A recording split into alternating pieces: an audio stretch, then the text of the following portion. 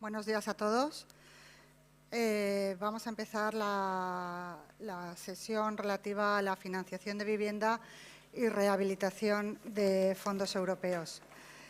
Nos acompañan en esta sesión, por un lado, Alicia Martínez, que es arquitecta por la Escuela Técnica Superior de Arquitectura de Sevilla, funcionaria de carrera en la Diputación, ha trabajado también en el sector privado, concejal del Ayuntamiento de Sevilla, diputada autonómica y desde 2019 es la secretaria general de Vivienda de la Consejería de Fomento, Infraestructuras y Ordenación del Territorio.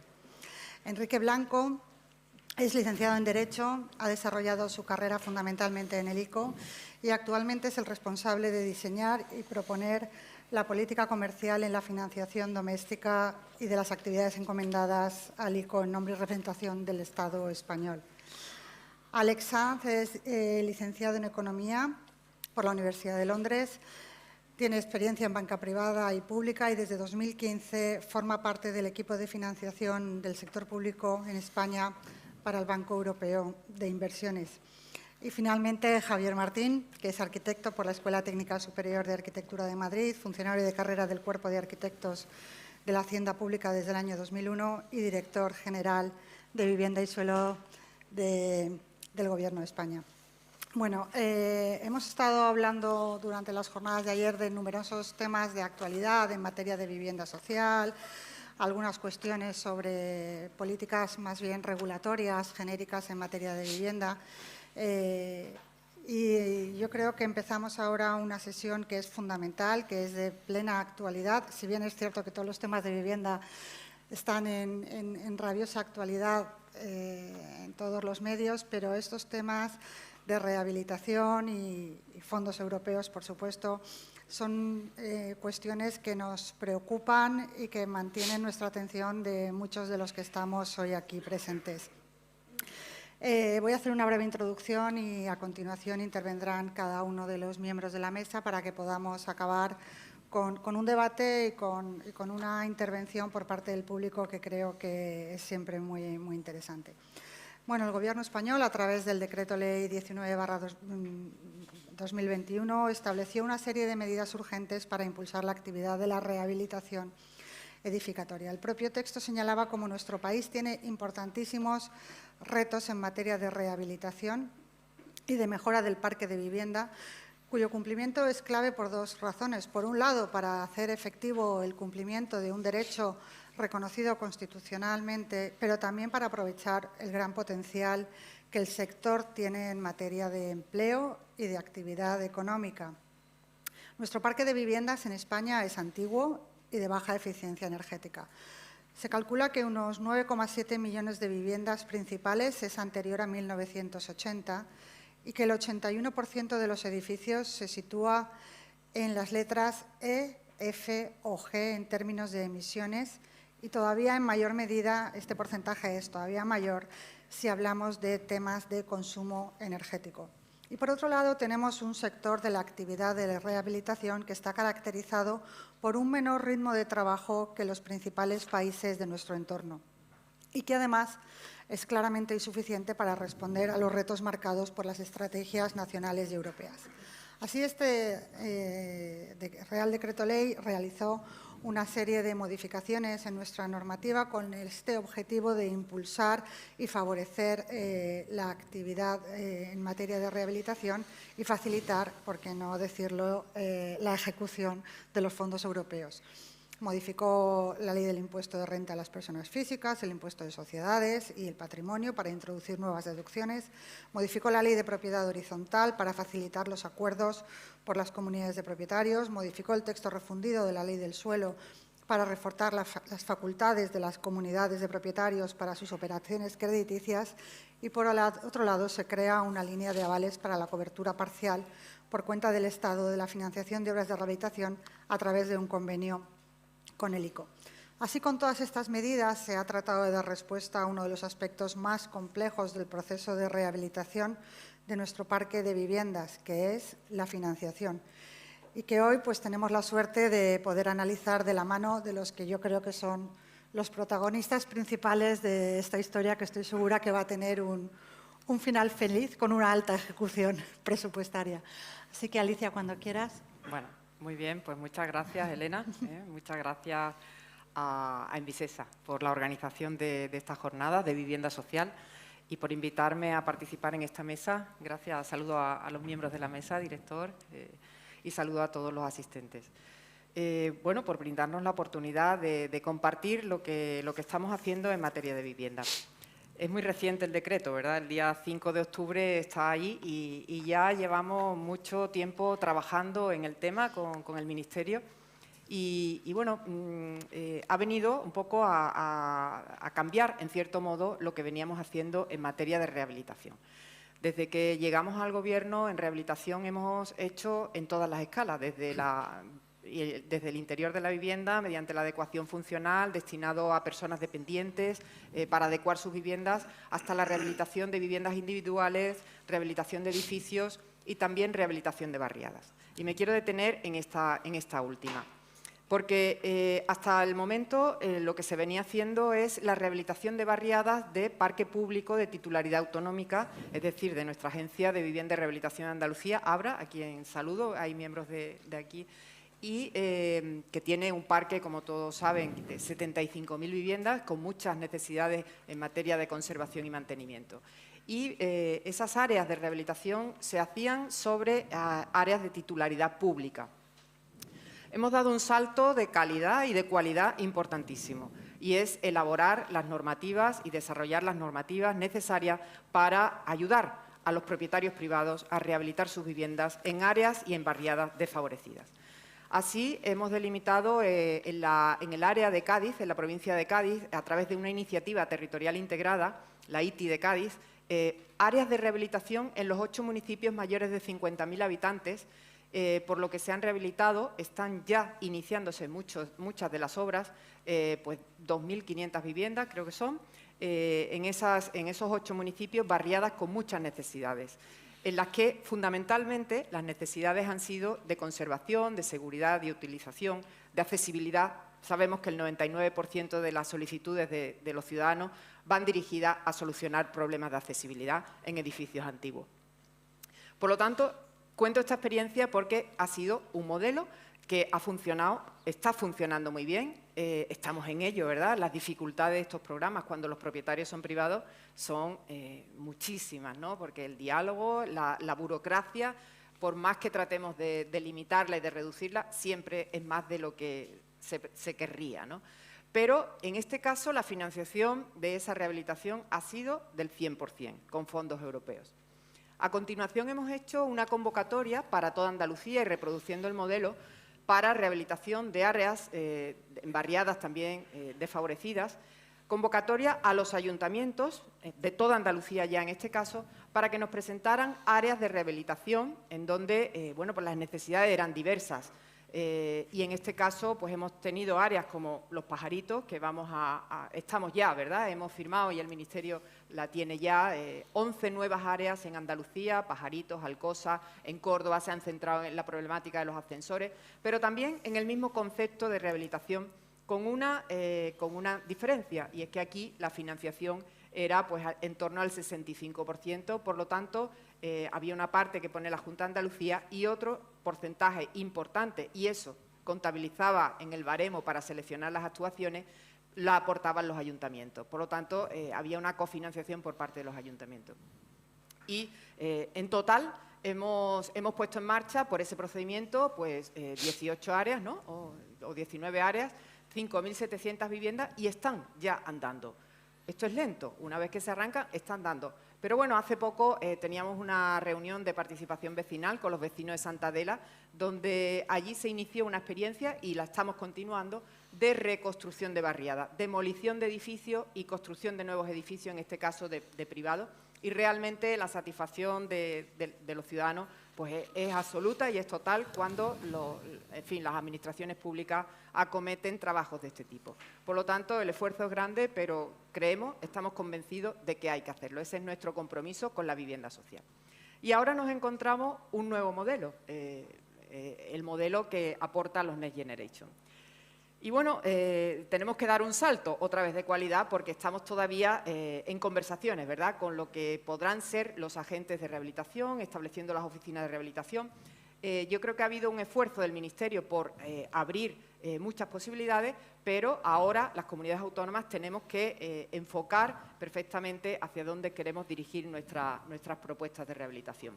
Tendremos que hacer convocatorias a los ayuntamientos para que nos aporten de nuevo áreas para rehabilitar. Hablamos de que en Andalucía ese decreto nos aporta el 17,3%. Por lo tanto, tendremos 200 millones de euros y como el decreto establece que el 30% se destine al programa número 1 de rehabilitación de barrios, destinaremos al menos 60 millones. Por lo tanto, comparativamente, lo que hemos puesto en marcha entre ITI de Cádiz y áreas en Andalucía han sido 60 y tantos millones, 5.700 viviendas. Por lo tanto, tenemos un modelo de lo que queremos abordar. Lo que sí es absolutamente diferente es el concepto por el que hay que actuar, ¿no?, en la vivienda. Le decía antes al director y a Elena pues que la dificultad está en que esto no nos lo ha pedido nadie. La accesibilidad, la conservación estructural la solicitan los vecinos porque es una necesidad real. Y la eficiencia energética tenemos que hacer esa transición, esa pedagogía y trasladar en qué beneficia al ciudadano, en qué beneficia a la sociedad. Y, por lo tanto, eso creemos que va a ser complicado porque insistimos mucho al Ministerio para que la rehabilitación fuera una rehabilitación integral y pudieran contemplarse obras de accesibilidad, pero bueno, en este momento estamos viendo qué modelos podrán dar respuesta pues, a la eficiencia energética y a la accesibilidad. Porque en Andalucía, además, por las zonas climáticas en las que estamos, pues también estamos en cierto modo penalizados, porque aquí consumimos menos energía. Tenía por ahí un dato, mientras aquí consumimos el 13% en el sector residencial, en España se consume el 17%. Por lo tanto, tendremos más difícil llegar a los ahorros del 80%. Lo que más o menos tenemos testado, y Abra tiene una gran experiencia en obras de eficiencia energética y en áreas, pues tenemos testado que lo normal será que lleguemos al 30%, con lo cual nos quedaremos en subvenciones muy cortas y tendremos mucho problema de financiación, porque a los 200 millones habrá que aportar pues, prácticamente otros 200 entre aportaciones de particulares en los programas de ventanas, de edificios y aportaciones de los ayuntamientos y también de la propia Junta de Andalucía. Por lo tanto, pues estamos en el diseño inicial. Vamos a abordar, se lo trasladamos al Ministerio, vamos a abordar y vamos a poner, a desplegar todo lo que propone el decreto y estamos trabajando ya en colaboración estrecha pues, con el sector, con los colegios profesionales, de arquitectos, de administradores de fincas, que son interlocutores prioritarios a la hora de establecer la comunicación con las comunidades de vecinos, también con aparejadores. Y estamos ya trabajando en un grupo técnico para sacar pues, las bases reguladoras, las convocatorias, una regulación específica que hay que hacerla pues, de esa puesta en marcha de las oficinas de rehabilitación, ¿verdad? Pero bueno, es un reto apasionante el que tenemos por delante y sin duda estamos convencidos que es una necesidad esa transición ecológica y más en Andalucía, donde pues tenemos una energía limpia, renovable, que es el sol, que sin duda eso es una gran ventaja también para nosotros y más en este momento en el que pues la factura de la luz está insoportable, ¿no? E insostenible. Por lo tanto, pues creo que estamos trabajando al máximo. Para nosotros va a ser un compromiso, por supuesto, de gobierno y estaremos en colaboración directa con el Ministerio, con el sector, por supuesto con las entidades que puedan aportar soluciones para la financiación y eso es lo que hoy quería compartir con vosotros, ¿no? Si me permitís, antes de terminar, también el último programa, el programa de fomento de viviendas en alquiler energéticamente eficientes. También nosotros ese programa nos resulta muy interesante porque también hemos puesto en marcha en Andalucía los programas de fomento del alquiler que derivan del plan estatal, pero que lo hemos particularizado para Andalucía y quería comentarlo aquí en una jornada de vivienda social.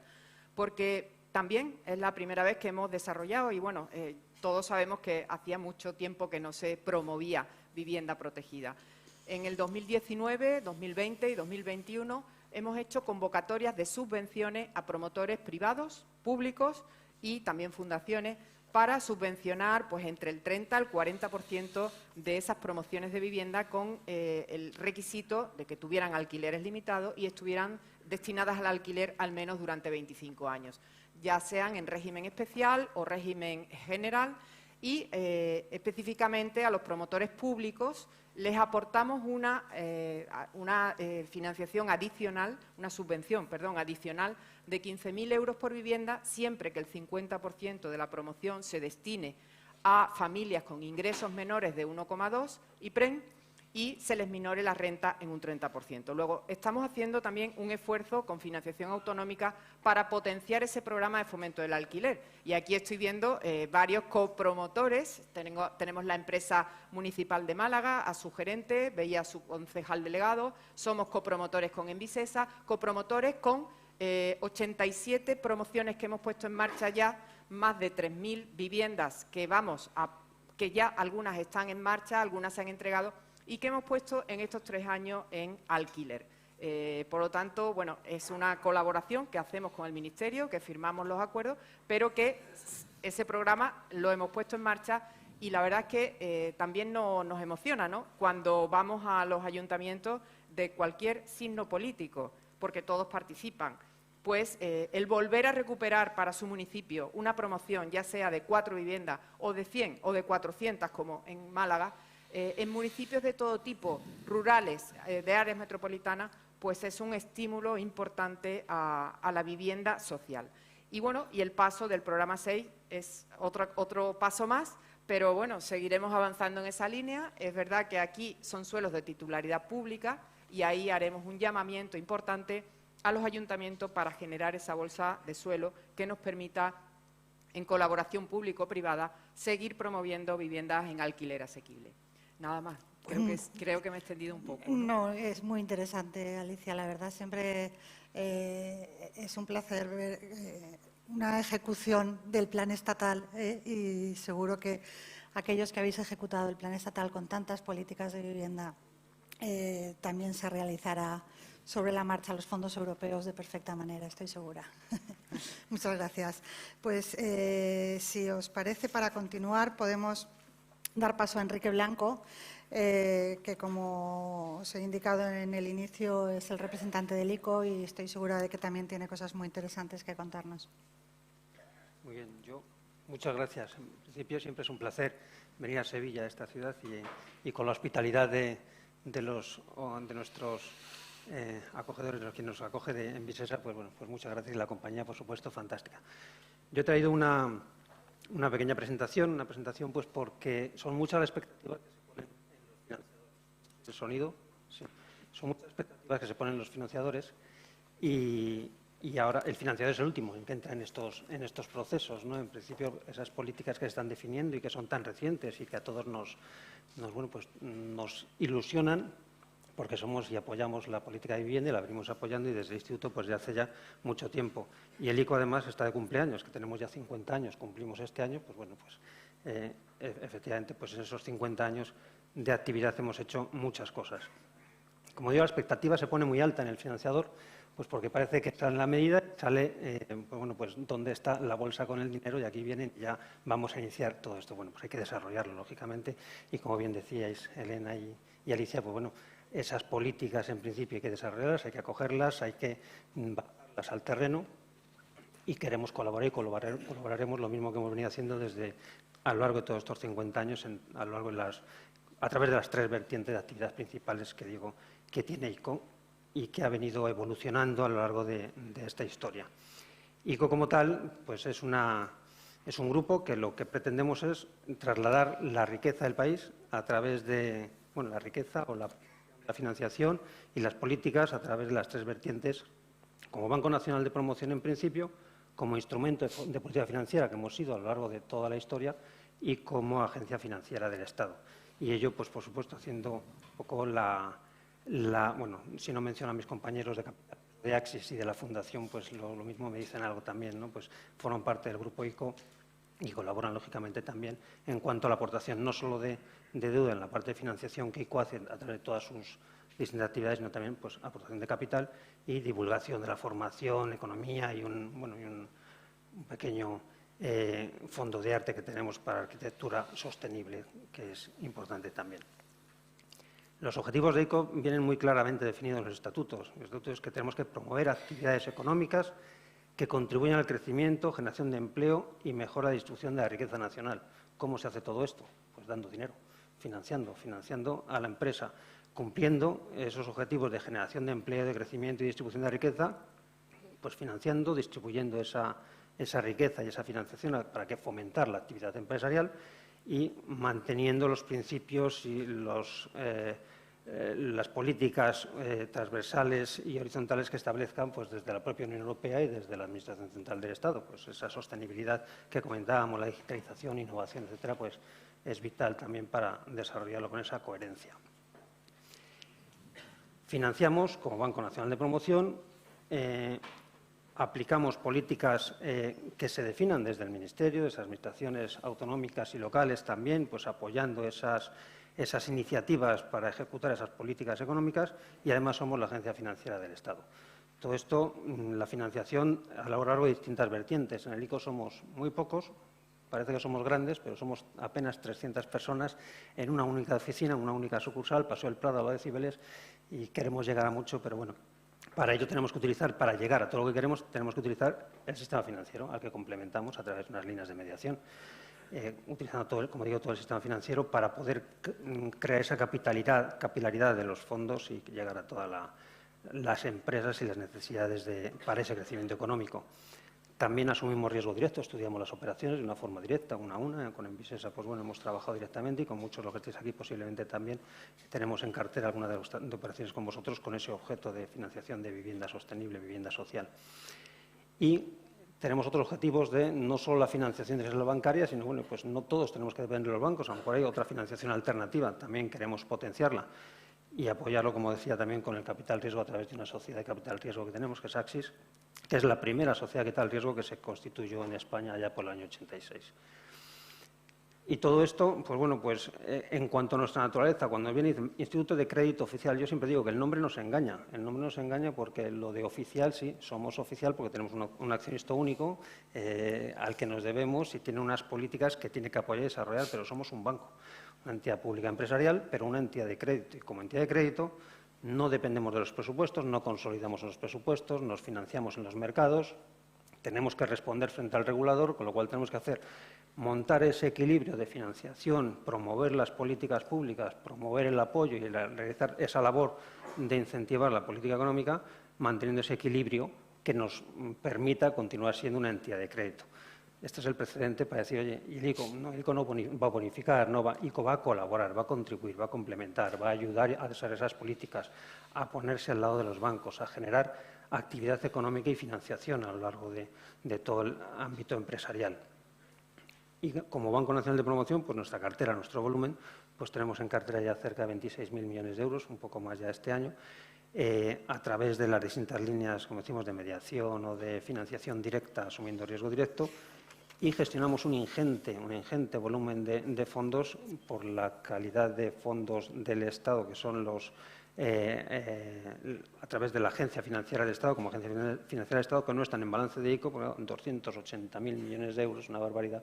Pero claro, es que hemos tenido que poner en funcionamiento unas líneas de avales por efecto COVID que nos ha traído locos a todos y todos hemos tenido que aportar ahí, todos, digo todos los que incluso estamos aquí, pues que ha permitido que se pongan en circulación, pues ahora ya son más de 1.300.000 operaciones, más de 120.000 millones de euros se han puesto en circulación avalados, bueno, pues para apoyar a la empresa y bueno, eso aunque no forma parte de balance, hay que gestionarlo y hay que llevarlo adelante, ¿no? Con independencia del resto de los fondos que ya son históricos.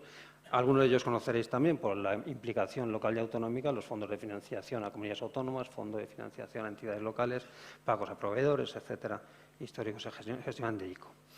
Para líneas de mediación, coordinamos, como decía, y estamos en colaboración con todo el sistema financiero para distribuirlas de una forma lo más ágil posible y promover la financiación que llegue, esa capilaridad a través de las distintas sucursales de todas las entidades financieras con quienes tenemos acuerdos de financiación para cumplir tanto financiación en ámbito nacional como internacional para internacionalización de la empresa, distintas líneas. Y si ponemos el foco, que es lo que nos interesa, en esa financiación nacional a través de las líneas de mediación, ICO, efectivamente, a través de esas líneas de mediación ha financiado también la rehabilitación de viviendas y edificios. Una historia, yo creo, ya bastante amplia. Esas líneas de mediación entre 2009 y 2012, en aquella crisis que faltaba el crédito, que sobraban viviendas, la crisis de verdad de la vivienda, pues se aprovechó aquella línea y se ayudó y se contribuyó a que más de casi 2.700 viviendas pasaran a formar parte del parque de viviendas en alquiler con una financiación de 3.200 millones de euros.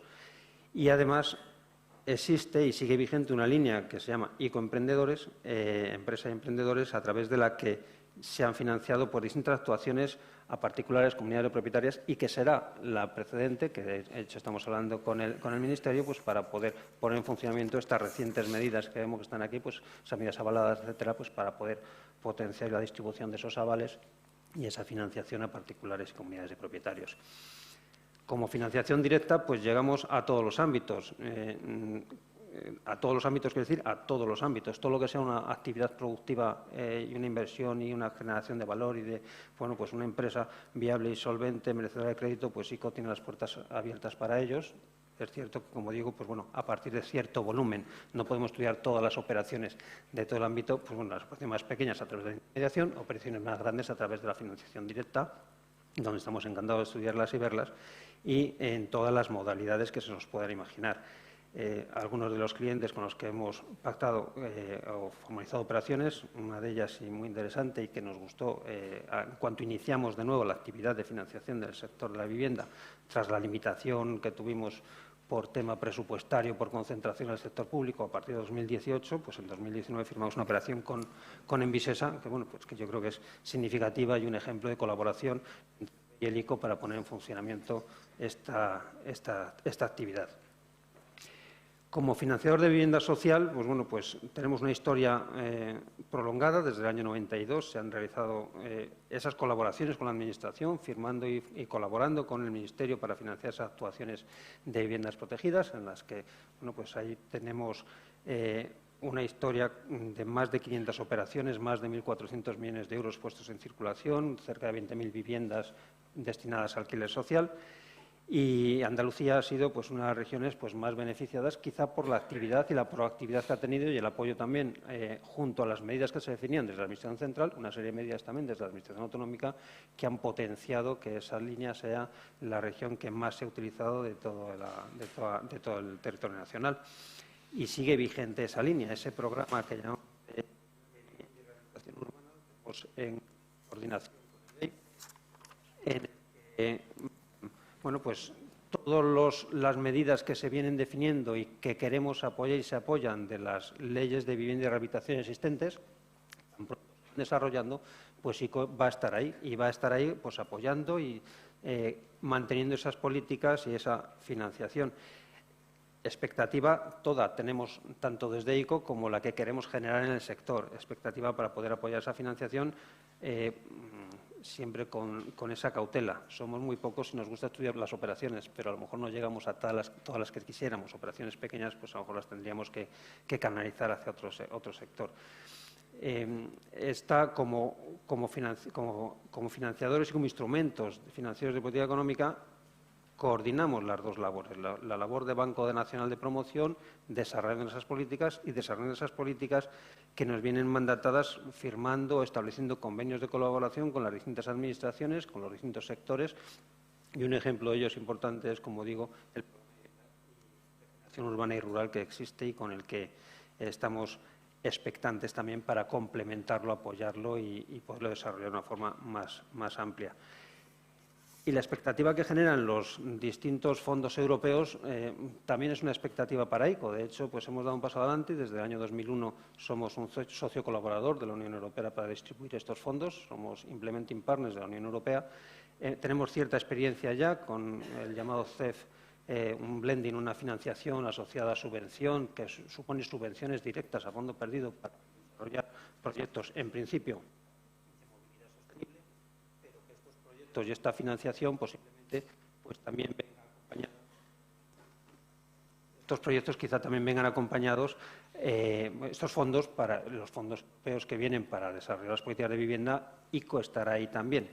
También vamos a ser los distribuidores y canalizadores de esos fondos y estaremos muy en contacto con las comunidades, expectantes a esas convocatorias que tenéis que desarrollar junto con los distintos municipios, con el Ministerio, con la Administración Central y traer los fondos, distribuirlos de la forma más eficiente posible y bueno, intentar contribuir efectivamente a que esto sea una realidad lo más inmediata posible y lo que permitan todos los desarrollos.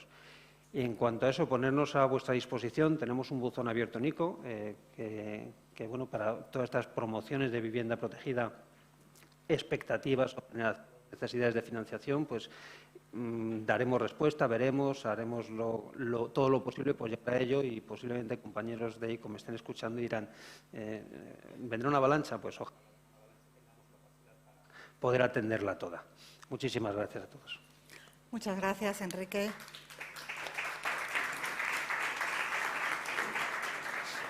Esperemos que en efecto llegue esa avalancha y se pueda atender. Vamos a continuar, si os parece, con Alex y así seguimos con el sector financiero y bueno, pues cuando quieras, Alex, tu intervención. Muchas gracias. ¿Se me oye? ¿Sí? Teníamos una presentación. Ahí está. Bueno, muchas gracias a Envisesa por invitarnos a estas jornadas. Yo voy a dar una breve pincelada de lo que somos en el BEI. Yo creo que somos uno de los grandes desconocidos y para eso he preparado una breve presentación que me gustaría luego ocupar más rato a las posibles preguntas que puedan surgir del público. Esto es un poco para poneros en contexto de qué somos, cómo actuamos y en qué áreas actuamos. El BEI es la mayor institución multilateral del mundo, fue creada en el 58 y tenemos unos 3.500 empleados, mayoritariamente en Luxemburgo, pero también tenemos oficinas en capitales europeas y otras capitales del mundo. Yo, por ejemplo, estoy basado en la oficina de Madrid, en la que somos 8 personas, pero el resto del equipo y toda la parte técnica, toda la parte de crédito y de gestión está en Luxemburgo. El BEI es un banco que es 100% público y propiedad de los 27 Estados miembros. Desde ya recientemente el BEI se ha puesto como punta de lanza pues, ser el banco de la lucha contra el cambio climático y en ese sentido pues desde el 2012 ha hecho 170.000 millones en operaciones para combatir el cambio climático. Es el primer emisor de bonos verdes del mundo. Audita independientemente sus inversiones, el impacto social y medioambiental que tienen. Y provee asesoramiento y asistencia técnica a más de la financiación pues, para poder hacer que los proyectos sean más bancables, mejores e incluso que tengan un impacto mayor en cuanto a la lucha contra el cambio climático. Dentro de la hoja de ruta que tenemos como banco, destacar que desde el 2021 pues, todas las operaciones están alineadas con el Acuerdo de París. A partir de 2021 el banco dio por finalizada toda la financiación a lo que son combustibles fósiles. Estamos determinados a dedicar al menos el 50% de nuestra financiación a acciones climáticas y medioambientales para el 2025. Gracias. Y apoyar hasta el 2030 financiación por un trillón de euros. Eso es la inversión movilizada y no tanto financiada. ¿Cómo somos de grandes? Pues en el 2020 el banco dio una financiación total por unos 76.000 millones de euros a nivel global, con una movilización de más de 200 70.000 millones de euros. Nosotros como banco, cuando entramos en las financiaciones, nunca entramos al 100%, sino que lo que intentamos y lo que pretendemos es atraer inversión privada, y de ahí este concepto de la movilización de la inversión que generan los fondos del BEI. En España, que es una cosa que nos puede interesar un poco más, pues en el 2020 firmamos 98 operaciones por un importe total de 8.500 millones de euros. España ha sido el segundo país a nivel de firmas y el tercero por volumen de firmas. Para ponerlo en perspectiva, pues la financiación del BEI representa más o menos el 0,8% del PIB nacional. Si hacéis una división muy rápida, pues veréis que el volumen medio de las operaciones tiende a ser relativamente alto.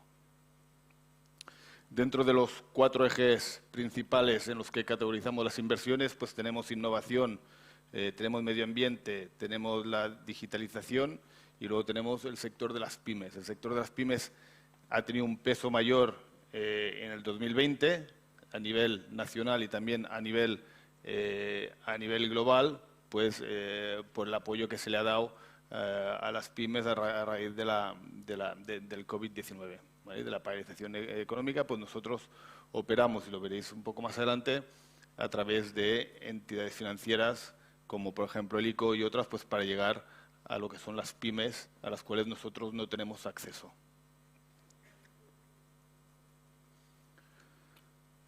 ¿Cómo funciona? Bueno, no se ve muy bien esta diapositiva, entonces os la voy a explicar. ¿Cómo llegan los fondos BEI a lo que son los beneficiarios finales? Pues nosotros operamos, para empezar, a través de préstamos directos. Préstamos directos a compañías, empresas o promotores que tengan proyectos de una cierta envergadura, ¿vale? Entonces ahí sí que podemos entrar a financiarlos directamente y luego os explicaré el porqué. Luego tenemos la financiación intermediada, similar a lo que hace el ICO, pues nosotros también lo hacemos, pero de un nivel más alto, en el cual financiamos al ICO y a otras entidades financieras locales presentes en los países, pues para llegar a esa capilaridad y llegar a las pymes y a otros sectores a los cuales no podríamos llegar, pues porque nuestros importes mínimos se escapan. Luego también financiamos a través de garantías y la compra de cédulas a entidades financieras. Tenemos también un área de Project Finance, de financiación estructurada, que están todos también en Luxemburgo, a través de inversión en capital, a través de fondos de inversión. Esto lo hacemos a través de una participada nuestra, que es el Fondo Europeo de Inversiones, que a lo mejor los que estáis en el capital riesgo la habéis oído, y a través de ella pues invertimos en operaciones de capital. Y por último, tenemos también proveemos otros servicios que son la consecución, bueno, el montaje y la gestión de instrumentos financieros, y también damos consultoría pues para hacer los proyectos bancables más eficientes y más atractivos a la hora de salir a buscar la financiación. Y de estas maneras, pues, cómo llegamos a los clientes finales. ¿Qué ofrece el BEI en su financiación? Bueno, ofrecemos importes optimizados, en el sentido que nosotros las operaciones, cuando los estamos valorando, los proyectos, nos interesa mucho, obviamente, la calidad crediticia del promotor, nos interesa mucho lo que es la generación o el rendimiento económico del proyecto, pero también le damos el mismo énfasis a lo que es la calidad del proyecto, a lo que es la calidad, y lo definimos muy bien con los promotores. Y aquí hay gente que tiene experiencia de haber trabajado con nosotros, y de esta manera definimos muy bien los proyectos, definimos muy bien los costes estimados, y a partir de ahí podemos definir muy bien cuál es el importe que es necesario, pues, para llevar a cabo ese proyecto. Ofrecemos plazos largos, en particular para el sector público ofrecemos plazos que se ajustan a la vida útil de los activos que vamos a financiar. Por ejemplo, no es lo mismo la financiación intermediada a la PYME que la financiación de vivienda social. Entendemos que la vivienda social pues requiere unos plazos de amortización mucho más largos, y por lo tanto la financiación que ofrecemos a esos promotores pues se adecua a la vida útil, que se va en torno a 25, 30 años. ofrecemos la flexibilidad. Nosotros somos una banca pública y ofrecemos flexibilidad a la hora de disponer del dinero. No tenemos condiciones de obligatoriedad para la disposición, generalmente no tenemos comisiones de no disponibilidad, es decir, si al final por cualquier motivo el proyecto pues sale más barato de lo que se había estimado al principio, pues se dispone de menos importe y el resto se cancela sin ningún tipo de obligación. Precio, pero bueno, precio competitivo lo pongo ahí porque con los tipos altos nosotros somos una entidad AAA, nos financiamos en mercados y trasladamos o intentamos trasladar el máximo beneficio de esa financiación a niveles de AAA al beneficiario final. En los tiempos que corren, pues también hay la mayoría de entidades financieras están financiando a unos tipos muy atractivos, por lo tanto la competitividad sigue estando ahí, pero se ha reducido. Y lo que sí que creo que es importante es este último circulito que me he dejado, que es el del sello de calidad. Aquí a lo que hago referencia es sello de calidad, sobre todo al proyecto. Nosotros los proyectos los analizamos muy bien, les dedicamos muchas horas y muchos recursos y la verdad es que los que han tenido experiencia de trabajar con nosotros, pues yo creo que en algún momento han acabado un poco cansaditos, pero bueno, al final nuestra participación es un indicador que el proyecto, 1, es económicamente viable, 2, es técnicamente viable y cumple con toda la normativa y todos los requisitos necesarios para que el proyecto sea exitoso. Esto, a su vez, en teoría, debía de permitir, o lo que yo he visto en muchos casos, es que al final atrae a otros inversores privados que a lo mejor en un primer momento no están seguros de entrar o a qué plazos entrar, pues cuando nosotros entramos a unos plazos largos y con unas condiciones que facilitan la implementación del proyecto, porque al final nuestro objetivo es que el proyecto se implemente, pues entonces eso también atrae y facilita que entre capital privado. Esta es, digamos, la descripción de las condiciones BEI normales. No se lee muy bien, pero yo os las voy a cantar. El BEI financia hasta el 50% del importe de los proyectos. ¿Vale? ¿Por qué? Pues porque nuestro objetivo es atraer capital privado y otros inversores. Somos relativamente pocos, bastante más grandes que el ICO por lo que nos ha comentado Enrique, pero somos relativamente pocos. Somos 3.500 y por lo tanto tenemos la misma problemática que el ICO y es que no podemos acceder a todos los proyectos de cualquier magnitud. Por lo tanto, lo que buscamos son proyectos que tengan un importe mínimo de financiación del BEI de 20-25 millones de euros. Esto quiere decir que el proyecto total tiene que ser de al menos 40-50 millones de euros. ¿Esto por qué? Pues porque, ya como os he comentado antes, le dedicamos mucho tiempo y sobre todo muchos recursos técnicos, ingenieros por detrás que valoran y vienen de viaje, hacen la due diligence de la contraparte, hacen la due diligence de lo que es el proyecto y por lo tanto necesitamos unos importes mínimos.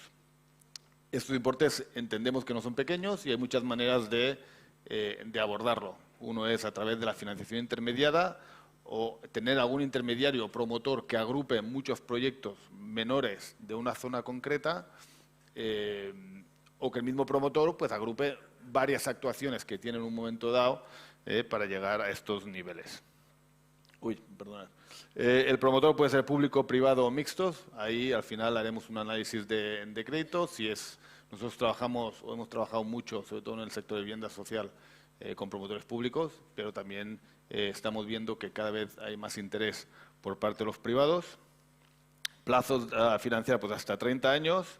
Dentro de las flexibilidades pues tenemos un periodo de carencia porque entendemos que los proyectos no pueden estar o tardan un tiempo en implementarse y por lo tanto a lo largo de ese periodo de implementación nosotros ofrecemos la facilidad de ir disponiendo del dinero sin tener que incurrir en los costes. Disponer del dinero y pagar el capital cuando el proyecto ya está generando unos ingresos. Desembolsos, pues también por tramos, tipos de interés, pues ofrecemos también fijo, variable y en cada disposición. O sea que eso no se firma en antelación. Costes garantías normalmente no hacen falta. Nosotros somos de ámbito global y, por lo tanto, no podemos o no tenemos la capacidad de hacer un seguimiento de hipotecas locales en cada jurisdicción y, por lo tanto, intentamos evitar lo que es la constitución de garantías hipotecarias para nuestros préstamos. Ahora bien, proceso. Bueno, pues no somos un banco rápido, no somos ágiles, porque tenemos que dedicarle mucha gente de muchas áreas distintas y, por lo tanto, aproximadamente, en el mejor de los casos, podríamos tardar entre más o menos unos 6 meses entre que recibimos la primera información del proyecto hasta que lo tenemos aprobado internamente. Hacemos la due diligence del promotor y los proyectos tienen que ser técnica y financieramente viables. El proceso de due diligence es intenso, por decirlo de una manera. Y bueno, y el objetivo es que el proyecto sea, o justificar que sea técnicamente viable, y esto a su vez atrae inversores privados y dota al proyecto de cierta visibilidad. No solo porque nosotros lo publicamos, todos los proyectos que tenemos en el pipeline los tenemos publicados en la página web, sino que además siempre luego hacemos notas de prensa con los proyectos financiados, lo cual atrae publicidad a la ciudad y al promotor. Y por último, destacar lo que hemos estado haciendo en el sector de vivienda social en España en los últimos años. Pues la verdad es que es un sector que al banco le gusta, es necesario y bueno, y va en línea con los principios del banco. Hemos financiado operaciones en las ciudades más grandes de España, en los cuales siguen con promociones, y también estamos viendo pues que se está atrayendo a otras ciudades que son medias e incluso un poco más pequeñas. Entonces hemos estado en Barcelona y aquí en Andalucía, pues Málaga y Sevilla son 2 ciudades que conocemos. Y bueno, y con esto ya dejo luego para el tiempo de preguntas para que preguntéis lo que queráis. Gracias. Muy bien, Alex, muchas gracias. Estoy segura de que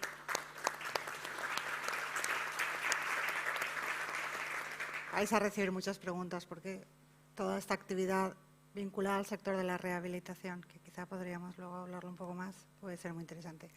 Y bueno, para acabar, Javier, director general de Vivienda y Suelo del Ministerio, nos va a hacer su presentación.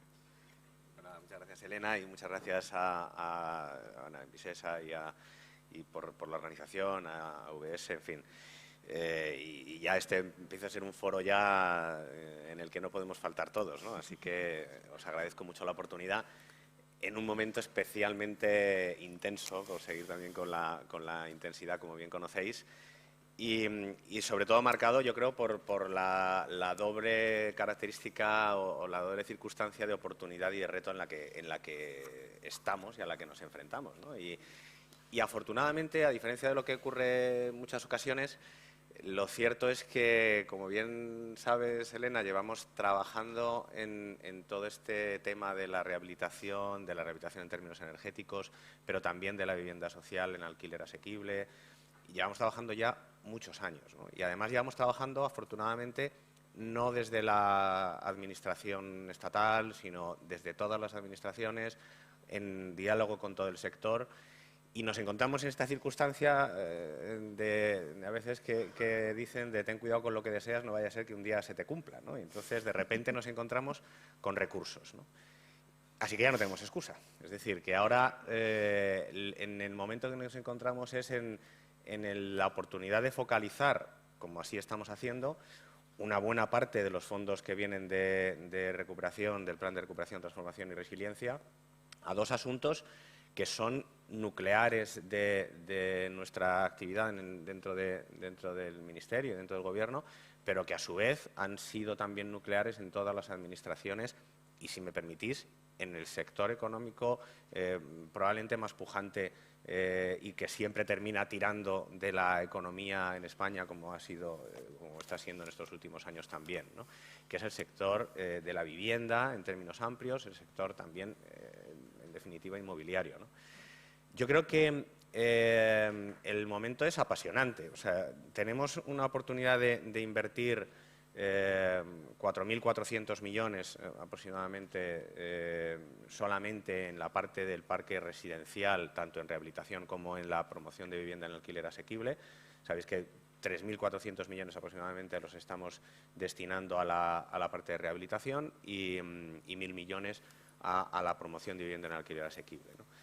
Pero yo creo que lo fundamental justamente es, y lo que yo en 3 pinceladas voy a intentar trasladaros, es justamente lo que no viene a lo mejor recogido de una manera tan explícita en los textos regulatorios, ¿no? Tanto en el Real Decreto como en el Real Decreto Ley, que esto, bueno, ya lo habréis leído casi todos.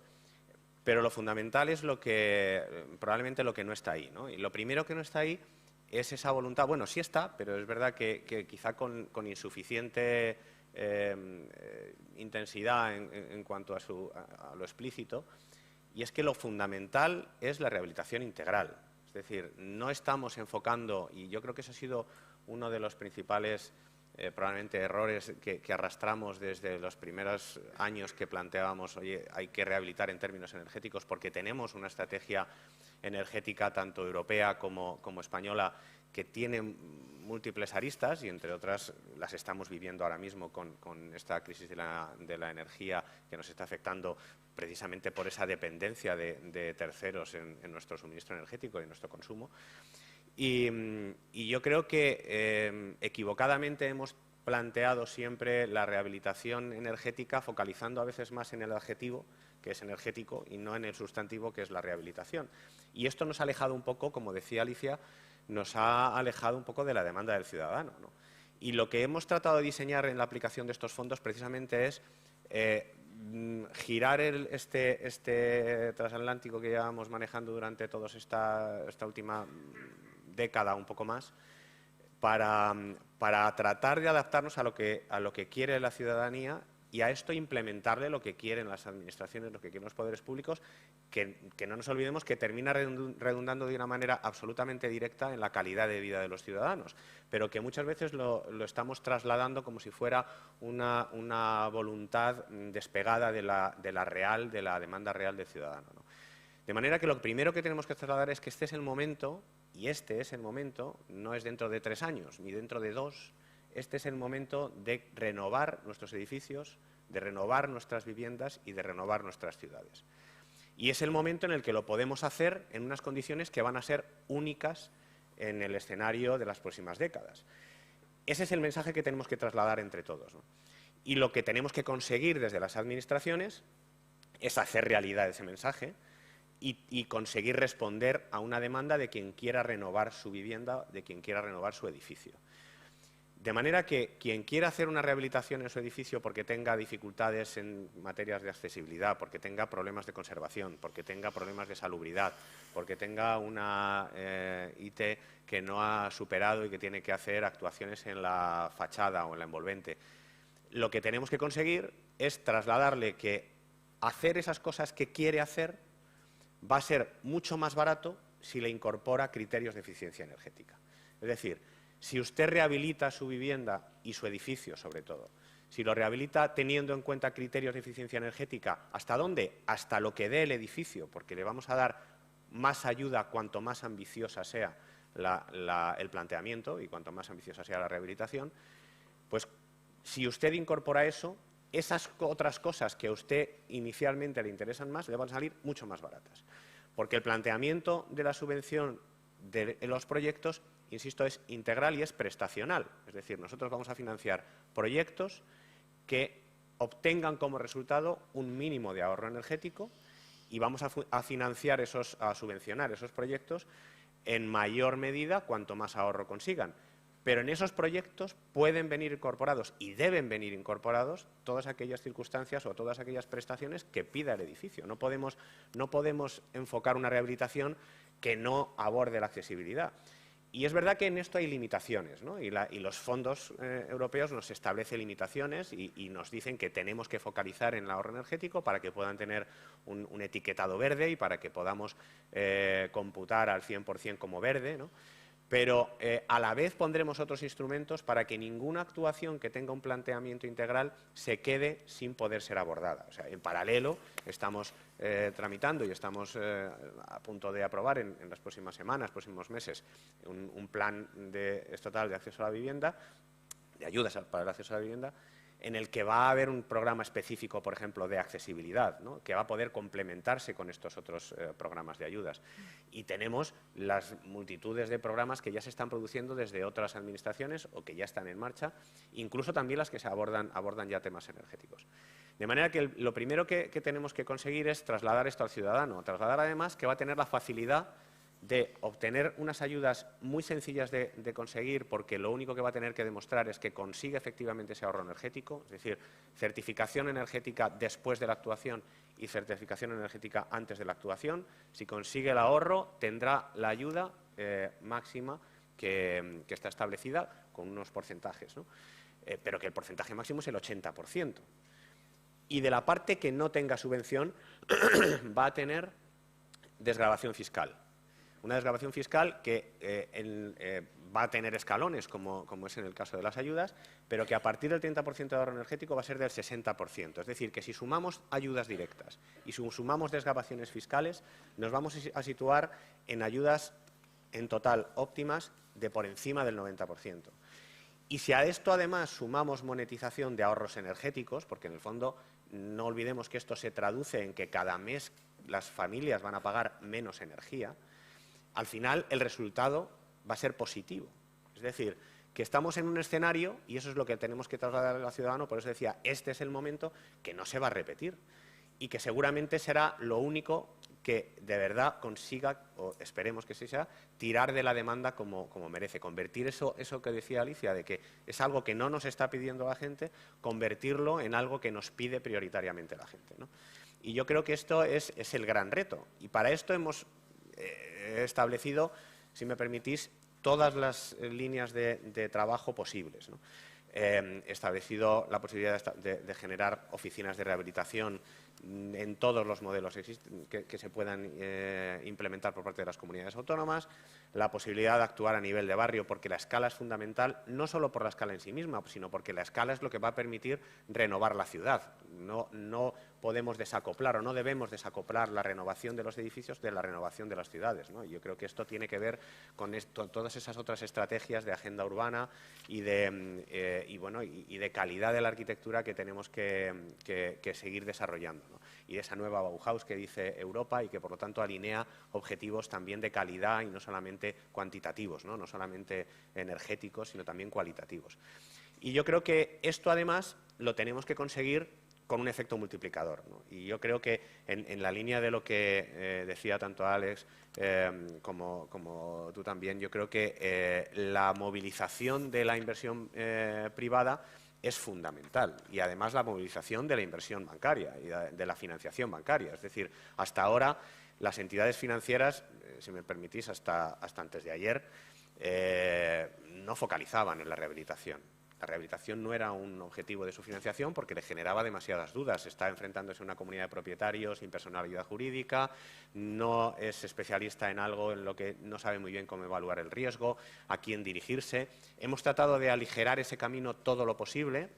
En primer lugar, con la modificación de la Ley de Propiedad Horizontal, que no solamente modifica el régimen de mayorías, que esto también es importantísimo para poder viabilizar, sobre todo con el nivel de ayudas que vamos a poner encima de la mesa y de desgravaciones fiscales, es muy importante que las mayorías se puedan flexibilizar en este momento, porque es la forma de activar esa demanda.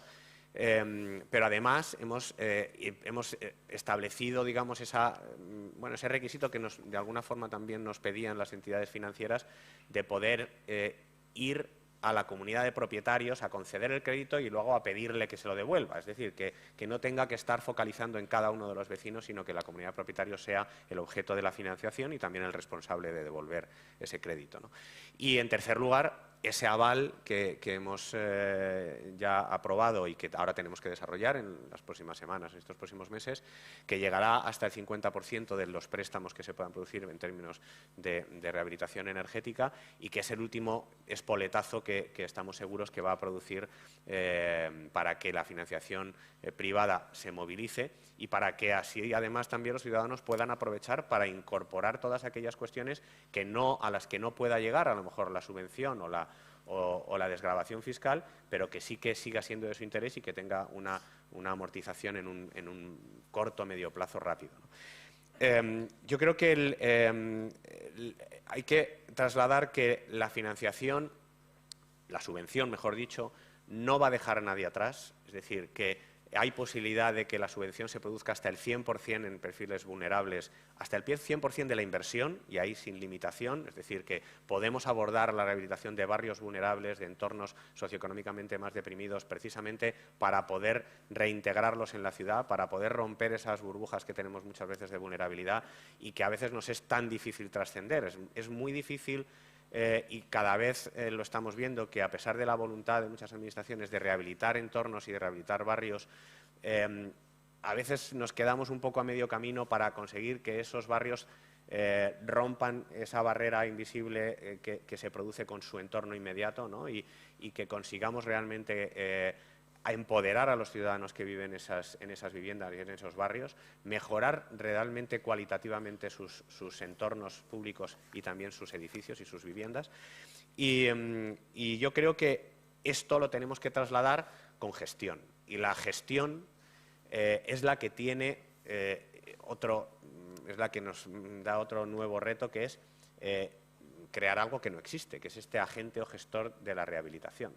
A las comunidades de propietarios hay que trasladarles todo esto de una manera inteligible. Y yo creo que esto es otro de los grandes carencias que hemos tenido durante todos estos años, ¿no? No ha habido quien haya cogido la bandera de decir yo voy a contárselo a la comunidad de propietarios, por muchas razones, no porque no haya querido nadie, sino porque ha tenido un coste estructural importante con una expectativa de éxito relativamente pequeña, ¿no? Por lo tanto, ahora nuestra oportunidad es estimular a esos agentes o gestores rehabilitadores, que puede ser cualquier agente del sector o cualquier gestor que se quiera postular para eso, para que le cuente cuál es el planteamiento a las comunidades de propietarios, para que le haga no solamente un planteamiento técnicamente individualizado y que responda a sus necesidades, sino que además le haga una agregación de servicios que puedan llegar hasta un llave en mano. Es decir, yo como agente rehabilitador pido las ayudas, gestiono las ayudas, busco la financiación de terceros, la gestiono también, contrato a los agentes técnicos, contrato las obras, y tú simplemente tienes que ir autorizándome, ir dándome tu ok a los planteamientos que estamos haciendo, ¿no? Y hacer esa interlocución con alguien que sabe de lo que está hablando, ¿no? Yo creo que este es, como digo, una oportunidad en la que el mayor reto que tenemos es el tiempo, ¿no? Tenemos muy poco tiempo. Tenemos realmente en 2025 tiene que estar ya todo el pescado vendido. Es decir, no podemos dormirnos ni un solo día. Nosotros en las próximas semanas ya estaremos trasladando los fondos a las comunidades autónomas, que como sabéis son los que tienen que gestionar estos fondos, pero que lo tienen que hacer además de una manera íntimamente relacionada con las entidades locales, con los ayuntamientos. No olvidemos que los ayuntamientos son los que muchas veces tienen los suelos donde se pueden edificar esas viviendas en alquiler asequible, donde además hay que generar esas oportunidades de entornos, de barrios que hay que rehabilitar y además son los titulares muchas veces de gran parte de esos parques públicos que también están a veces en esos entornos, que a veces también hay que rehabilitar. Es decir, la intervención de los ayuntamientos es fundamental como agente principal y también como agente facilitador. No puede ocurrir que esto muera por una gestión de licencias, por ejemplo, ¿no? No puede ocurrir tampoco que esto no sea óptimo por una falta de un planeamiento urbanístico que se adapte suficientemente a lo que de verdad debemos hacer, ¿no? Y por lo tanto ahí la alineación de administraciones es imprescindible. Esta es la oportunidad también y este es el momento de todas aquellas cosas que nos parecen impensables, ¿no? ¿Cómo vamos a modificar un plan general para mejorar este barrio en términos de edificabilidad, en términos de volúmenes, en términos de lo que sea, ¿no? Bueno, pues este es el momento de hacerlo, porque tenemos que, iba a decir gastar unos fondos, no, tenemos que impulsar un modelo de cambio de paradigma en la rehabilitación energética, en la rehabilitación de las viviendas y en la regeneración de las ciudades. Y si no aprovechamos este momento para hacer ese cambio de paradigma, no lo vamos a hacer nunca.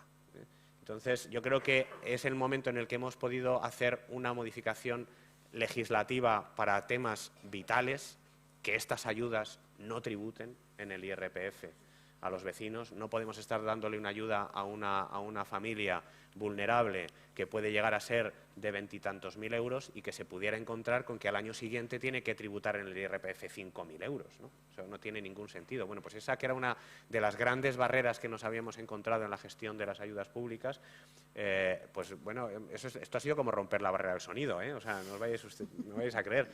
Pues bueno, si Hacienda ha tenido la sensibilidad de entender esta situación, que no va a entender cualquier administración, ¿no? Seguro. O sea, yo creo que esto es importantísimo trasladarlo, ¿no? Yo creo que es el momento de ser valientes y es el momento de arriesgar a modelos que no están probados, y a modelos de colaboración público-privada en la que ese factor multiplicador de la inversión pública y de la inversión privada se maximice. Tenemos que buscar modelos en los que entren gestores y entren inversores privados a promover vivienda en alquiler asequible, con rentabilidades prudentes, con largo plazo, con estabilidad, con sostenibilidad, no solamente en aspectos energéticos o medioambientales, sino en aspectos sociales, y este es el momento. Yo creo que hay que ponernos todos a remar porque el tiempo es brevísimo y porque las posibilidades son enormes. Muchas gracias, Javier. Bueno.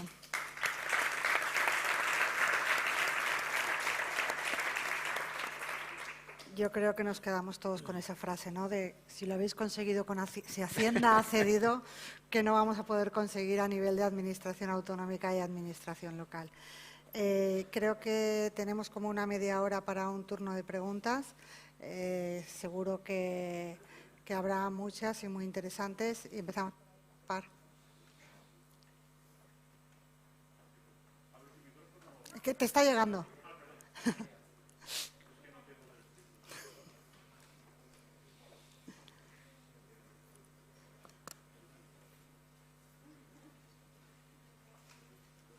Bueno, muchas gracias.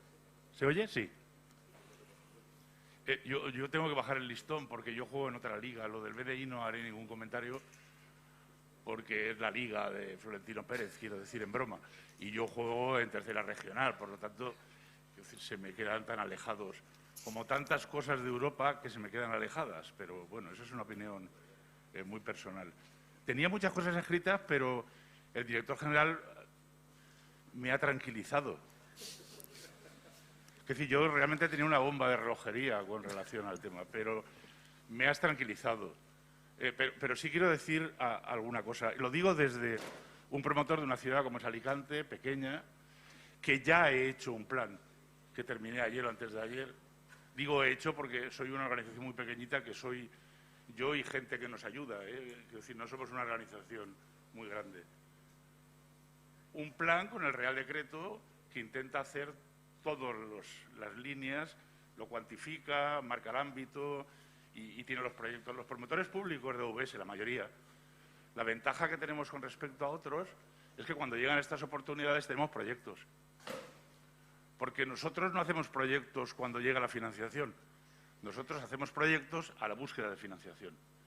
Eso yo creo que es lo que nos diferencia, ¿no? Y nos da un papel mucho más interesante. Los privados, y no quiero con esto decir nada, están ahora generando proyectos porque hay dinero. Y nosotros, como tenemos una necesidad que cubrir, pues los hemos generado. Solo 2 o 3 cosas. Una, no lo dice el Real Decreto, pero yo empiezo a notar, la secretaria general lo ha dicho, eso de priorizar la rehabilitación del parque público de viviendas. Yo, que soy un gestor de parque público de viviendas, me cabrea. porque llevo 30 años dedicado a mantener mi parque público de viviendas y tenerlo en estos momentos sin necesidad de tener que utilizar los fondos europeos para rehabilitarlo, porque está rehabilitado el parque público de viviendas. Entonces, no me parecería justo que alguien, un vecino de mi ciudad, se quedara sin ayudas porque hubiera que rehabilitar un parque público que no ha sido cuidado. Ese es un comentario probablemente extemporáneo, pero lo tengo que decir. Y lo último que quiero terminar es, esto me suena a un déjà vu. Es decir, yo he vivido un plané, he vivido un... Y sin embargo, no veo ningún cambio. Yo me alegra que tú has planteado algunos, pero no veo ningún cambio de innovación. Y la innovación no es poner la domótica solo. Es decir, la innovación es la innovación social. Por ejemplo, no veo que seamos capaces de establecer sistemas por los cuales el propietario pague algo, aunque sea vulnerable. No entiendo por qué no hacemos partícipe de la rehabilitación al que vive, aunque sea con 2.000 euros que le financiemos. No veo innovación en la financiación. No veo por qué no podemos dar microcréditos porque funcionan y se devuelven esos microcréditos de 2.000 euros a cada propietario de una comunidad de propietarios para que pague su cuota y lo devuelvan 5 años a 40 euros. No veo por qué. Nosotros lo hemos hecho y funciona. Cuando el tipo tiene que pagar 40 euros, los paga y los devuelve.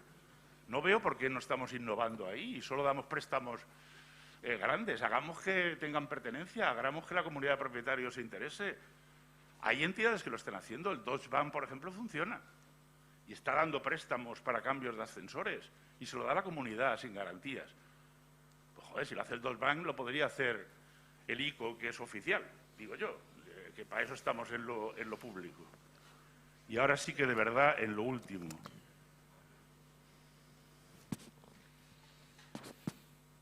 Yo creo que debéis de confiar más en los ayuntamientos. Y no se ve, no hay innovación en la administración española, no se está cambiando. Se habla de descentralización, pero si leéis entre líneas, siempre está basada en la desconfianza. Esa es la sensación que yo tengo, ¿eh? Yo creo que los ayuntamientos, al menos los ayuntamientos, el problema es que legislar para todos los ayuntamientos es muy complicado, porque no es lo mismo un ayuntamiento como el mío que un ayuntamiento de 3.000 habitantes. Pero yo creo que los ayuntamientos debemos de liderar esas oficinas de rehabilitación. Esas oficinas de rehabilitación deberían de estar ya puestas en marcha. Ya, porque si no, no llegaremos a tiempo. Yo la clave la veo en las oficinas de rehabilitación. Hay que crearlas ya.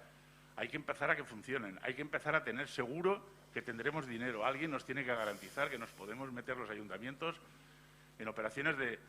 Cuando digo de envergadura, la oficina que yo estoy planteando es una oficina de 200.000 euros al año. Es una envergadura relativa, ¿no? Pero si no tiran las oficinas de rehabilitación, el plan yo creo que costará mucho llevarlo adelante, ¿eh? Eso es lo que quería decir desde la inquietud que tenemos los ayuntamientos, porque esto es una oportunidad para nosotros y para nuestros vecinos. Y no debemos de desaprovecharla porque no nos coordinemos, porque tengamos dudas. Gracias.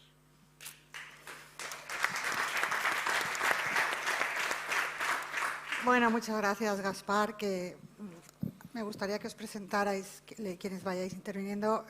No lo he dicho expresamente, pero es el gerente del Patronato de la Vivienda de Alicante. Y yo creo que de tu intervención salen dos preguntas muy interesantes para todos. Una es la posible actuación del ICO como prestatario directo, cuando nos expliques quizá este sistema de la capilaridad a través del sistema financiero español, que me imagino que será por donde irá vuestra contestación. Y otra pregunta muy interesante para todos los ayuntamientos y para las empresas y entidades públicas municipales. Se hizo ya por parte del Estado una modificación de determinada normativa genérica con el objetivo de facilitar la gestión de los fondos, ¿no? Y hubo también pues alguna referencia importante a nivel del sector público empresarial del Estado. Comentamos ayer la modificación del objeto social de SEPES, que yo creo que es muy importante porque para aquellas empresas autonómicas y municipales siempre es favorecedor que el Estado vaya avanzando. Ha habido alguna modificación del tema de los convenios, que también era un problema, pero es cierto que no se ha aprovechado la oportunidad para afrontar ninguna modificación en la legislación de régimen local, que también quizás debería de merecer un pensamiento, ¿no?, por parte de alguien desde la Administración General del Estado.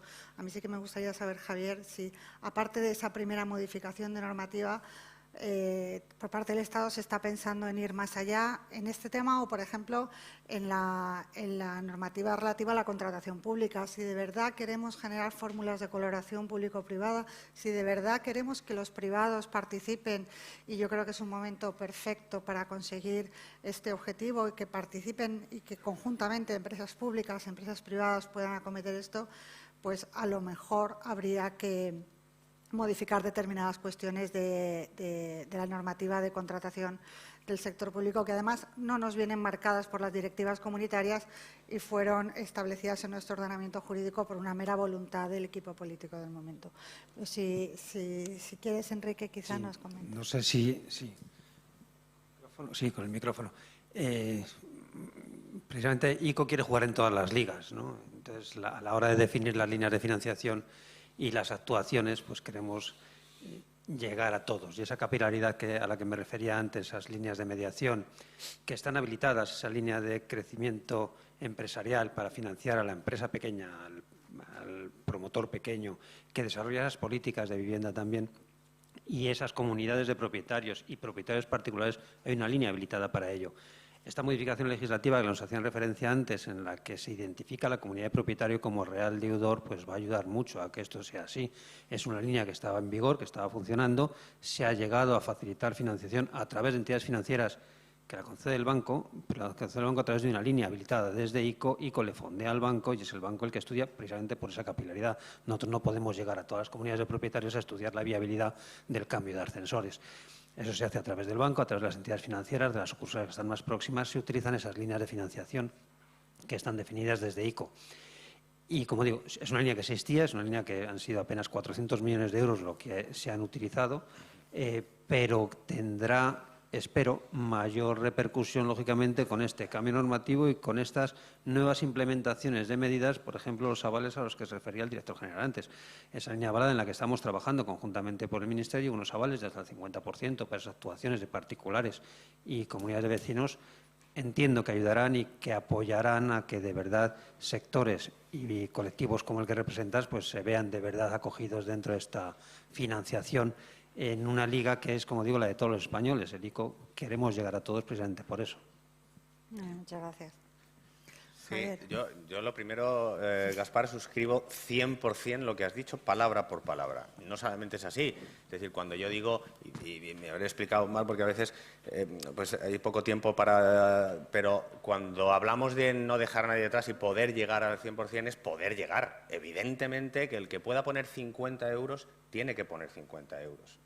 Y yo creo que al que se le dé, además, y así lo están planteando la mayoría de las comunidades autónomas que tienen este planteamiento, ¿no?, al que haya que darle el 100% de la inversión, porque sea imposible que puedan abordar nada de financiación, se le establecerán unas condiciones determinadas. Es decir, no podrá vender esa vivienda en un plazo, será una carga que tenga vivienda para…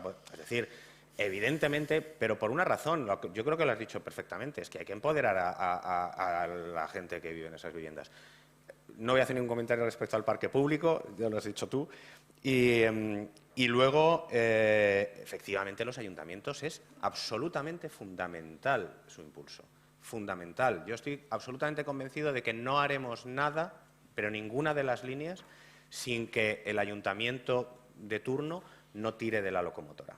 Y eso estoy absolutamente convencido. También estoy convencido de que tampoco funcionará si no hay alineación con la comunidad autónoma, ¿eh? No solamente por una cuestión de gestión de fondos, sino porque muchas veces terminas en una cuestión de relación entre administraciones que es inevitable. Y respecto a esa oportunidad, sin duda, o sea, aquí hemos dado el primer envite, pero tenemos pendiente, efectivamente, engrasar esa fórmula de colaboración público-privada en la que tenemos que promover esos derechos de superficie o fórmulas de concesión sobre suelos públicos para generar esa colaboración de vivienda en alquiler asequible, que efectivamente salve todas las restricciones que en los diferentes modelos ya establece la ley de contratos, o, en su caso, se puede aplicar la ley de patrimonio de las administraciones públicas, que es el otro camino posible, ¿no? Y en ese camino, pues estamos encantados de incorporar todas aquellas ajustes en la ley de haciendas locales o en la legislación que haga falta para terminar de engrasar el modelo. Muchas veces entended que desde la Administración estatal, y eso que, insisto en lo intensa que está siendo la relación entre administraciones para el diseño de todos estos fondos, y está siendo una colaboración sin precedentes desde mi punto de vista, pero todavía siempre se nos quedan cosas en el tintero. Bueno, pues este es el momento también, ¿eh? O sea, que sí, sí. Muchas gracias. Enrique, sí. Sí, por favor. Sí, buenas tardes. Soy José Manuel Ojeda, arquitecto urbanista de la Sociedad Sevilla Activa de la Diputación de Sevilla. Hemos redactado más de 60 planes de vivienda de municipios de menos de 20.000 habitantes, que es el objeto de las diputaciones, ¿no? Y voy a hacer dos reflexiones. Una, me parece muy bien que la mayoría de los fondos, o casi todos los fondos, vayan a la rehabilitación y al alquiler, pero en los municipios rurales hay una necesidad de las familias jóvenes de tener una ayuda al acceso a la vivienda, porque se siguen construyendo, y es lo que se demanda, viviendas de nueva planta, vivienda protegida, vivienda social, etcétera, ¿no? Entonces, yo creo que la línea de subvenciones de una ayuda al acceso a la vivienda para municipios rurales de menos de 5.000 habitantes debería extenderse hasta los 20.000. Creo que hay, por lo menos en Andalucía, que es el territorio que conozco, creo que esa línea debería de ampliarse en ese sentido. Y segundo, respecto a la rehabilitación de barrios, hay casos en toda España que no son solo rehabilitación de barrios, es rehabilitación de un pueblo entero. Los poblados de colonización del Bajo Guadalquivir y en otras vertientes de ríos en toda España, tienen ya más de 50 años las edificaciones, y la rehabilitación de espacios urbanos, de edificios públicos, de las viviendas en sí, son necesarias ya como entidad en sí, como poblado. Algunas llegan a ser hasta entidades locales autónomas.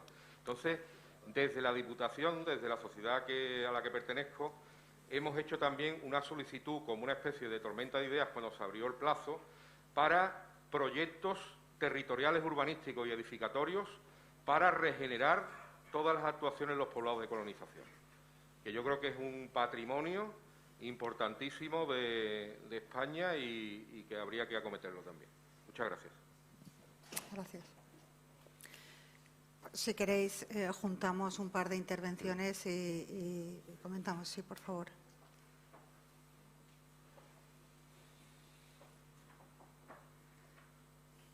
Yo simplemente, y muy breve, en la línea de lo que tú decías de las modificaciones legislativas, decir que efectivamente que hemos hablado con la Dirección General y tenemos que dar ese agradecimiento.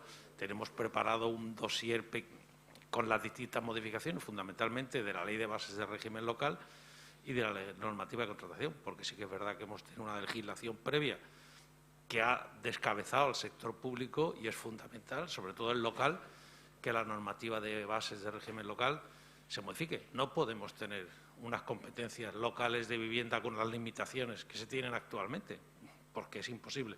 Entonces, eso, y dejar claro que el Ministerio está en esa línea y que lo estamos preparando, se ha preparado con los grupos de trabajo de AUS y se hará llegar en breve.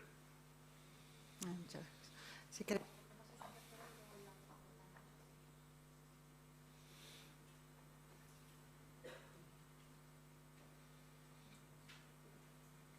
Buenos días. Muchas gracias a todos. Sí. Soy Gonzalo Fernández, arquitecto AUS Madrid. Ahora mismo en situación de excedencia, por decirlo así. Bueno, sí, lo que quiero decir, si Gaspar jugaba en segunda regional, yo aquí vengo a decir que juego pues, en una liga escolar. Porque, claro, trabajando en un municipio de 300 habitantes, pueden ustedes imaginar de lo que quiero comentar. Y es muy sencillo. Yo quiero decir dos cosas. La primera, los municipios pequeños los no vaciados, incluso los vaciados peor, no tenemos nada, absolutamente nada, para poder entrar en el plan que estamos comentando. Evidentemente, aunque hayamos sido gestores públicos durante muchísimos años. No siempre las comunidades autónomas están lo suficientemente diligentes como para desarrollar las órdenes que tienen que desarrollar en función de los reales decretos. Mi visión es, o mi petición, va en la línea de que el Ministerio, a través del desarrollo de los decretos, fijen cautelas, por decirlo ligeramente, fijen cautelas para los tiempos que son absolutamente imprescindibles. Comparto directamente y completamente, por supuesto, lo del director general, porque sabemos todos de los tiempos que significan dentro de estas cosas.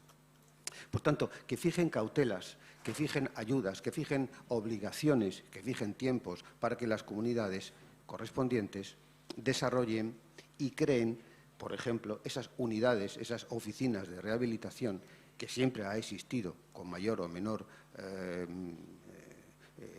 prestancia, pero que sí han existido, y en el caso de Madrid es obvio, y que en un momento determinado desaparecieron. E intentan de nuevo crearse, pero con cierta lentitud, y pocas.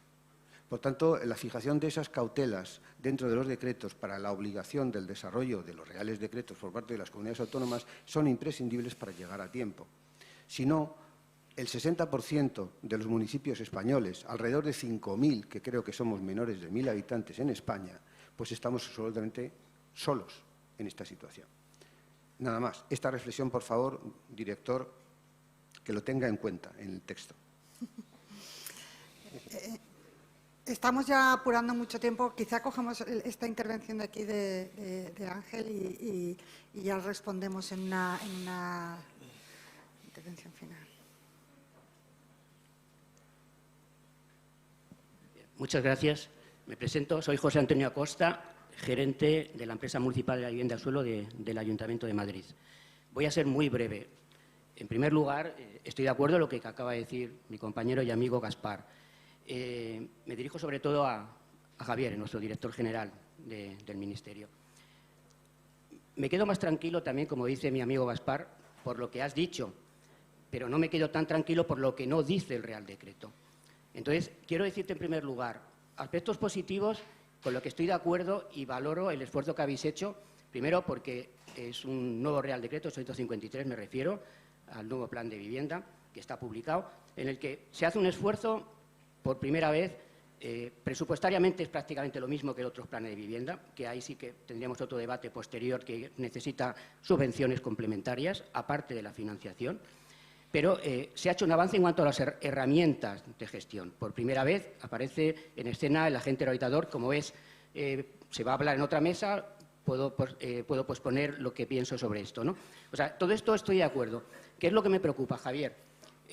Me preocupa lo que no dice el Real Decreto, y tú dices que si esto es lo sustantivo o lo adjetivo, pero me preocupa, mi experiencia en rehabilitación son muchos años, ahora estoy en el Ayuntamiento de Madrid, pero he estado en la Comunidad de Madrid, he estado en la parte legislativa, he estado en la parte de gestión de oficinas de rehabilitación, es decir, conozco desde hace muchos años el proceso. ¿Qué es lo que me preocupa con lo que no dice el Real Decreto? Y tú acabas de decir que dentro de poco la solución para la rehabilitación integral, es decir, para accesibilidad, conservación, que es lo que nos demandan nuestros ciudadanos, que la nueva demanda de eficiencia energética, pero es que nuestra visión como administración es dar respuesta a problemas de los ciudadanos y que la demanda energética es una obligación por parte de la administración, pero no podemos imponer a los ciudadanos.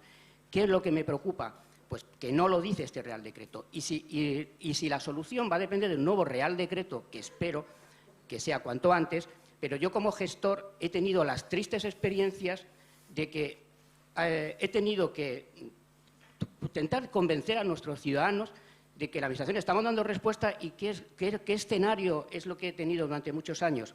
El Ayuntamiento X saca una convocatoria de ayudas en enero. Luego viene el IDAE y saca otra convocatoria en abril. Luego va a la Comunidad de Madrid y saca otra convocatoria en noviembre. Y al final, todos sobre lo mismo. Volvemos locos al ciudadano. Y si tú lo que me estás diciendo es que, a ver, 2 Real Decretos, 2 marcos jurídicos y un marco, imagínate que a mí me parece estupendo la concesión directa. Chapó. Es algo que necesitamos, la concesión directa, para quitarnos tanta grasa administrativa, convocatoria. En Madrid, por poner ejemplo, pues desde que publico una convocatoria hasta que concedo una ayuda tardo más de un año. Y esto no puede ser. No puede ser. Entonces, lo que me preocupa es si ya hay un marco regulador que establece una concesión directa, pero solo para un tipo de intervención que es la eficiencia energética, me preocupa cuando mis ciudadanos en un área de intervención me demandan también instalación de ascensores, conservación. Para mí lo ideal es una actuación integral. No a la carta, sino integral, es lo ideal. Pero para eso voy a necesitar de otro Real Decreto, que luego la comunidad autónoma... Es una pregunta que me hago porque me preguntan mis ciudadanos, que yo luego creo que no debe ser así, pero tú estás aquí para tranquilizarnos a todos, porque yo lo que quiero es que haya una única convocatoria, que haya una concesión directa para todas las ayudas, pero no que cada administración o cada ente saque su convocatoria, que es lo que históricamente se ha hecho y hemos vuelto locos a los ciudadanos. Perdona, no quería extenderme demasiado, pero creo que esto era muy importante. Gracias. Pues, bueno.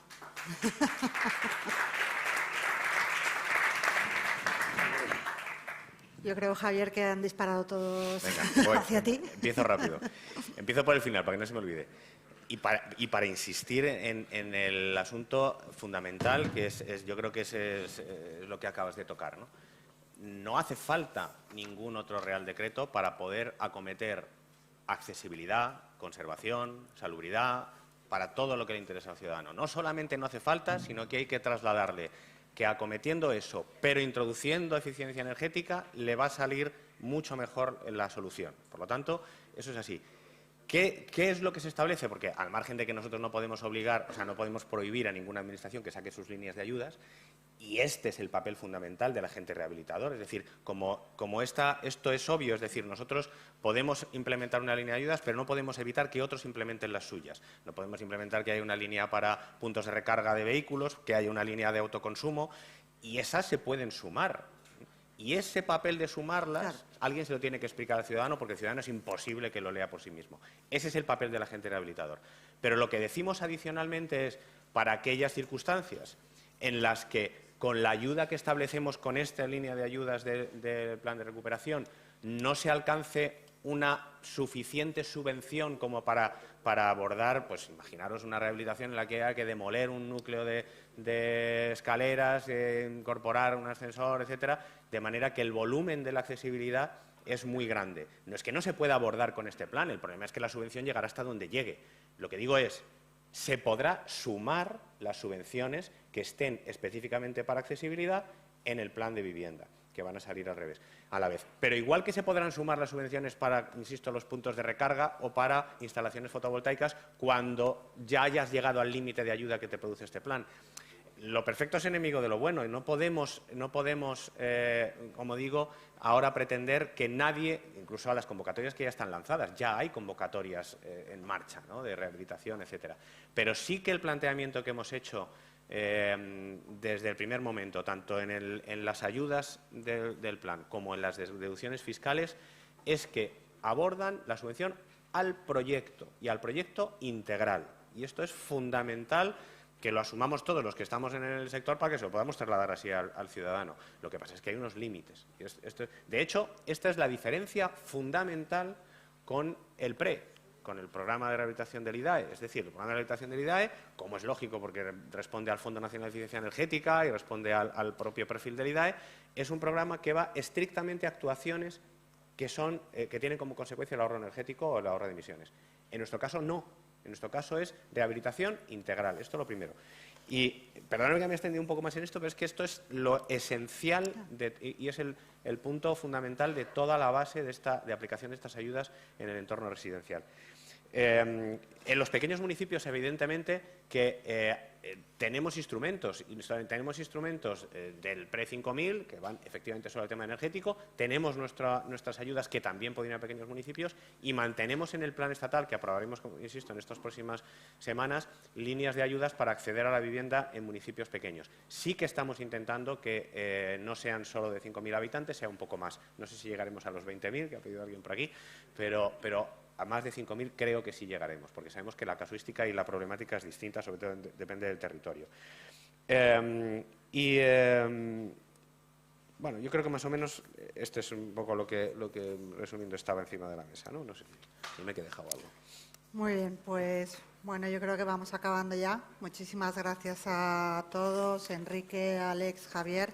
4 ideas fundamentales. Yo creo que es importante cómo se ha enmarcado hacia un cambio de modelo hacia la eficiencia energética, que por supuesto requiere una mayor financiación, un compromiso del sector para que esta financiación sea una realidad. La importancia de la complementariedad que has remarcado tanto del plan con las cuestiones de accesibilidad con el plan de vivienda. Y también un tema que se ha citado muy brevemente, pero yo creo que es muy importante, y es la idea de marcar todas estas actuaciones dentro de unas estrategias de agenda urbana, por supuesto, y de una New European Bauhaus donde se mantenga la calidad de la arquitectura como un principio fundamental. Muchísimas gracias a los tres y a continuación se producirá la siguiente mesa en el auditorio, que versa sobre encuentro de agentes y gestores de rehabilitación sobre los fondos Next Generation. Muchas gracias.